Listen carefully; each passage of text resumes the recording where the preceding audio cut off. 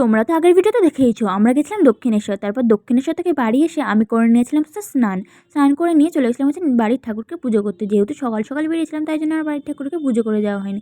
সেই জন্য বাড়ির সেই ঠাকুরকে জল, মিষ্টি, ধূপ দেখিয়ে আর মালা দিয়ে এই যে মনের যা ইচ্ছা সেটা জানিয়ে আজকের পুজোটা এখানে শেষ করলাম। তারপরে ওপরে এসে দেখি আমার বাবা আর দিদি মিলে গেছে আমার বার্থডের খাবার আনতে।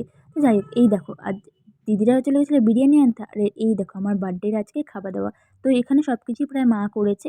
আর হচ্ছে বিরিয়ানিটাই শুধু এনেছিল দোকান থেকে। তারপরে খেয়ে দিয়ে তো আমি চলে গেছিলাম কম্পিউটার। আর কম্পিউটার দিয়ে এসে দেখি দেখো আমার মা আর দিদি মিলে আমার জন্য এনেছিল এই সুন্দর একটা কেক।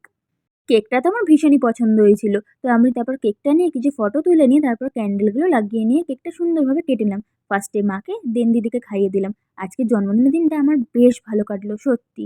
এই বছর না আমার জন্মদিনটা একটু মনে হচ্ছে বেশিই ভালো গেছে। তো যাই হোক চলো এইভাবেই আমার জন্মদিনটা কাটলো। তো কিছু ফটোস দেখে নাও। আজকের মতো এতটাই। চলো টাটা বাই বাই।